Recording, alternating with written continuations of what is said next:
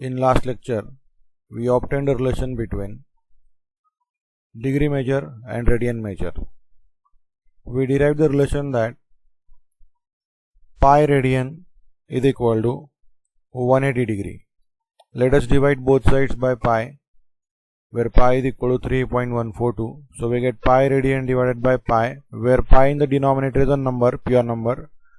180 degree divided by pi. On left hand side, pi gets cancelled, and so we get 1 radian is equal to 180 divided by pi degree. As derived over here, 1 radian is equal to 180 by pi degree.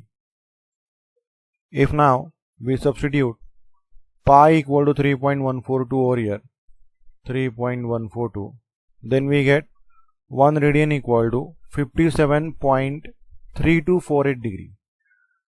Now 57 complete degree and 0.3248 fractional degrees. Now we can convert this degree, fractional degree, into minute, since we know 1 degree is equal to 60 minutes. So in order to convert 0.3248 into minutes, we have to multiply it by 60. See, right hand top corner. So 0.3248 degree is equal to 0.3248 into 60 minutes. This symbol stands for minute. Now that is equal to 19.488 minute. Now we shall perform this calculation. 0.3248 into 60 using a calculator over here, just for the sake of checking the correctness. So 0.3248 multiplied by 60 is equal to 19.488 minute, right? So we got a minute over here, this 19.488. Now these minutes are also complete 19 minutes plus the fractional 0.488 minute. Now we can convert this 0.488 minute into seconds by multiplying it with 60. Okay, and so 0.488 into 60, we'll calculate it again.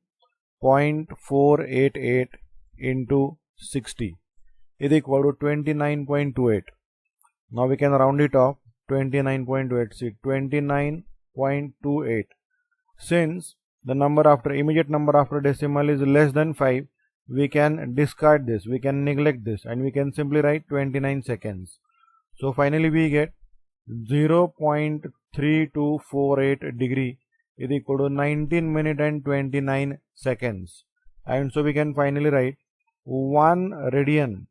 1 radian is equal to 57 degree, 19 minutes and 29 degree. Now this is the exact value of 1 radian. So you can see that 1 radian is not a small angle, it's a considerably larger angle. 1 radian is equal to almost 57.5, almost 57.5 degree. So it's a huge angle, 1 radian.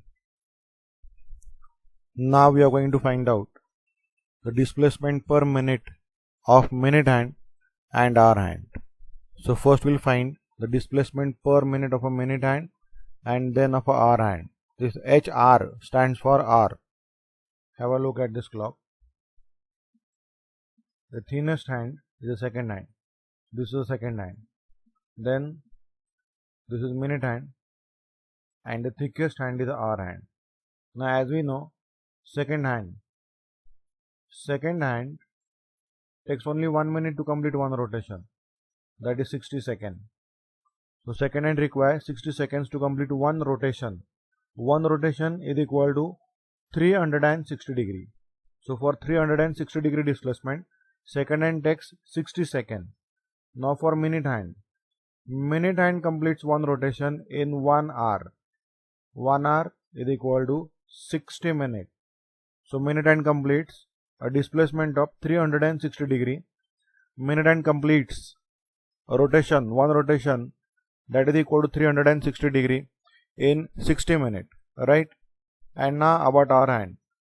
Hour hand requires 12 hours to complete one rotation. So 12 hours is equal to 12 into 60 minutes, right? So this is the time taken by second hand minute hand and hour hand to complete one rotation. Now not to forget these quantities, the time required by second hand, minute hand and hour hand to complete one rotation.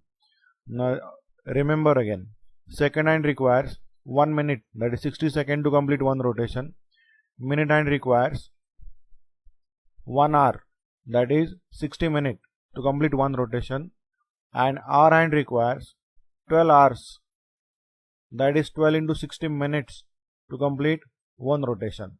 Alright, so that is equal to 720 minutes to complete one rotation, and one rotation corresponds to 360 degree. Okay, the angle described by minute hand in one rotation is 360 degree.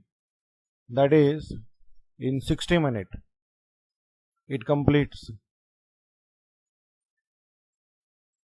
360 degree. Right, so now if in 60 minutes it completes 360 degree, then in 1 minute it completes how many?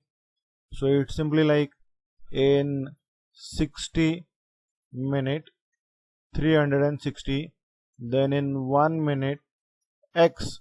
So what we do basically is 60 into x is equal to 360.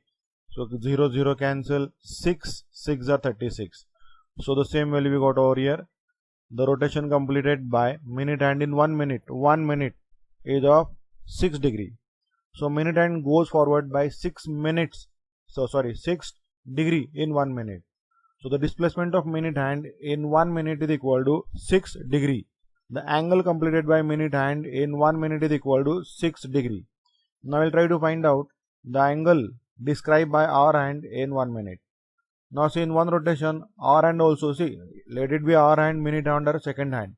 In one rotation, each of them completes angle of 360 degree, which is also known as one rotation angle. Hour hand takes 12 hours to complete one rotation. So in 12 hours, it completes 360 degree. So in 1 hour, it is going to complete 360 divided by 12, right? That is equal to 30 degree in 1 hour. Now 1 hour is equal to 60 minutes. So in 60 minutes it completes 30 degree. So in 1 minute it is definitely going to complete 30 divided by 60. That is equal to half degree. So hour hand completes rotation of half degree in 1 minute. Very important quantities are these. The angle described by minute hand in 1 minute is 6 degree, not to forget. And the angle described by hour hand in 1 minute is equal to half degree. These quantities we require whenever we need to calculate the angle between hour hand and minute hand at a certain specific time. Right, now let us take a time of 2:15. So at this time the minute hand is directed towards 3, which is represented over here, in red color. Okay,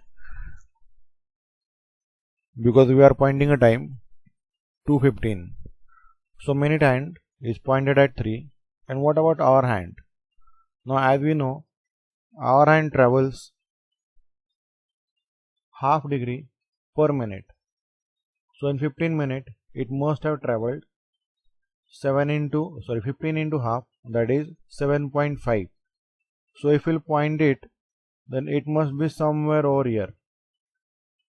This is hour hand, the one that is denoted in blue color. That is hour hand. This is hour hand. We'll mark it as HR. And the red one is minute hand.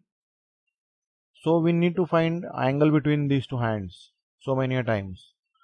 Now over here you have to remember that this 2 represents complete hours and this 15 represents extra minutes. Every time this is going to happen. Let us say 6:20. Now what this 6:20 stands for? Complete 6 hours and extra 20 minutes. Now minute hand completes one rotation in 1 hour. So if we are considering minute hand, now see this over here in diagram. So let us take minute hand. It starts at 12 o'clock. Minute hand, we are talking about minute hand, right? So we'll try to find out the position of minute hand after 2:15, then after 6:20. Okay, now minute hand will complete one rotation. So this for 1, 2, 3, 4, 5, 6. So in 6 hours, the minute hand has completed 6 complete rotations. So after every complete hour, minute hand acquires the same position again, and the extra minutes gives it the extra displacement. So then 1, 2 and 3 and 4 for 20. So it will acquire position 3, this extra angle for minute hand in 15 minutes, and it will go to 4 for 20 extra minutes. So what we have to take from over here is, for minute hand calculations, you have to consider only extra minute and not total minutes. And so far as hour hand is concerned, hour hand takes 12 hours to complete one rotation. So hour hand is not going to complete one rotation in 2 or 6 hours or 7 hours, not even in 11 hours.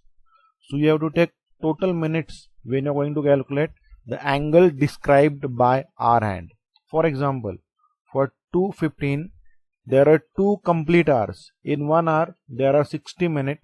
In 2 hours, there are 120 minutes plus this 15 extra. So there are total 135 minutes. So you have to consider this 135 minutes whenever you are going to calculate angle described by hour hand. And whenever you will be calculating angle described by minute hand, you will have to take only extra minute, like 15 minutes, 20 minutes, etc. Okay, now don't forget this. Never forget this, that whenever we are going to calculate the angle between hour hand and minute hand, for angle described by minute hand, you have to take extra minutes, and for angle described by hour hand, you have to take total minutes. Now we'll go through the entire procedure again when we will solve the exercise. In exercise, there are a lot of examples like find the angle between minute hand and hour hand. Now in next lecture, we will be solving the first exercise. Okay.